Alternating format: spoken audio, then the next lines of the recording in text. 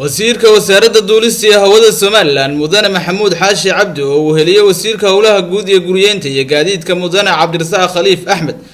ayaa maanta xadhiga ka jiray garoonka diyaaradaha ee magaalada Laascaanood oo in mudahaba dib u habeen ka waday shirkadda Blue Band dhismahana ay fulinaysay shirkadda Isxilqaan oo ah shirkad wadani ah runwaygi baa inoo dhamaaday laba qaybood oo cusub hadda garoonka lagu kordhinayo oo ah qaybtii terminalkii oo ka koobnaan doonta maxaa qolalkii shaqada iyo hoolkii iyo waxyaabihii service-ka ahaa ee kale ay u baahnaayeen iyo qaybta labaad oo noqonaysa full stationkii oo jet A1kii ama gaasta ay isticmaalaan diyaaraduhu oo isagana loo dhisayo kaalintii loo dhisayo iyo balbalooyinkii ay geli lahaayeen booyadaha shidaalka qaadaya iyo gaariga dabdamiska iyo gaadiidka ay ku shaqeynayeen airportka inuu dhagax dhignay sidoo kale waxay wasiiradu dhagax dhigeen dhismayaal cusub oo lagu soo kordhinayo garoonka diyaaradaha waxayna garoonka ku soo kordhiyeen gaari dabdamis ah oo si rasmi ah uga howlgali doona garoonka iyo gaari kale oo ay ku howlgali doonaan shaqaalaha garoonka geesta kalena waxay wasiiradu kulan la qaateen bulshada qaybaheeda kala duwan kulankaas oo ah xog wareys waxaan halkaan markii ku soo bandhigayaa madaarka Laascaano shaqadiisii fanka waxa bixiyay shirkadda la yiraahdo Blue Band Aviation Limited oo ah shirkad diyaaradaha waxay degan tahay Nairobi Soomaaliya ka howlgasho dad Soomaaliyeed iska leh kambanigaasna waxaan u nahay wakiil oo anigu hadda wakiilka Blue Band waa ahay meesha dhistay managerka shirkadda Isxilqaan iyo Furumdalmarna waan ahay barbosurka anaga geynay waxaan u geynay garoonka baahida ka jira markaan aragnay ayaan barbosurka geynay kambaniga dhisana anaga leh waxaan mahad balaaran soo jeedinaynaa kambani ahaan qolada fanka bixisay qolada dhistayba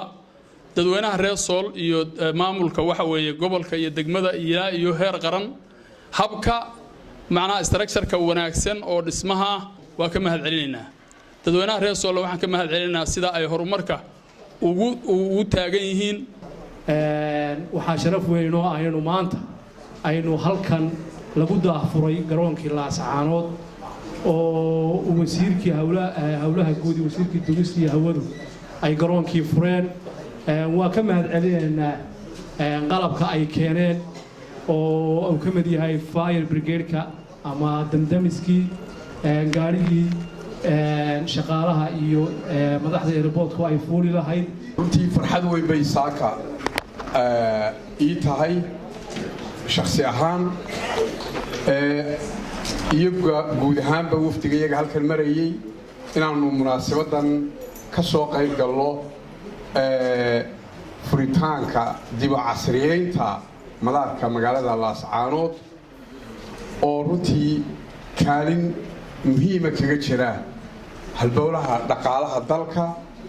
gaar ahaan gobolka Sool magaala madaxdiisa Laascaanood garoonkaas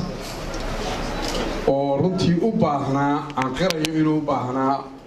in heerkii uu joogay kor looga qaado maqaam fiican la gaarsiiyo si loo adeegsan karo badqabka iyo nabadgelyadiisana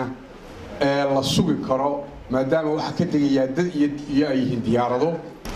waxaana runtii aan qirayaa khibradda aan u leeyahay garoonada iyo ranwayada oo nimanka muddo dheer ka shaqaynayay marka aan adeegsado wixii iga duxay garoonkii aan saaka tegay waxaan qirayaa in runtii hawl weyn la qabtay waxaan qirayaa in loo qabtay sifadii waafaqsanayd in ranway loo dhiso ranwayga marxalado kala duwan buu maraa dadkeenu malaa waxaa laga yaabaa inay dhaba la iska marayo fudud moodaan muxuu ahaay mar waa la calaamadiyaa mar waa meesha la sahamiyaa marna waa la calaamadiyaa mar dhabada naqshad baa lagu sameeyaa sida guryaha kale marna waa la adkeeyaa oo adkeyntu hadba waxay ku xiran tahay nooca diyaaradaha iyo xaddiga doonaysa inay ka digaan uu yahay garoonkaasi adeegsigiisuna wuxuu ku xiran yahay waa dukaan la furay dukaanka marka la furo muxuu ahaayay togdheer iyo sanaag iyo Puntland Garowe Boosaaso loogama keeno macaamiil waxa looga keenayaa waa Sool wasiirka howlaha guud mar uu ka hadlayay wadahadallo madaxweynaha maamulka Khaatumo oo ku dhawaaqay ayaa sheegay in ay soo dhaweynayaan wadahadallada Somaliland iyo Khaatumo saxaafaddu maalmo dhaweyd weydiinayso maalmahan dhan weydiinaysay qolihii Khaatumo waxay ku dhawaaqeen inay wadahadal Somaliland la galayaan dawladdu maxay ka yeelaysaa dawladdu waxay ka yeelaysaa oo siyaasadda dawladdu tahay cid kasta oo wadahadal iyo nabad diyaar u ah way u furan tahay way soo dhaweynaysaa goob kasta iyo geed kasta oo ay yiraahdaan baan la fadhiisanaynaa siyaasadda dawladdu waa intaas محمود آدم أسكر محمود قري Somali News Laascaanood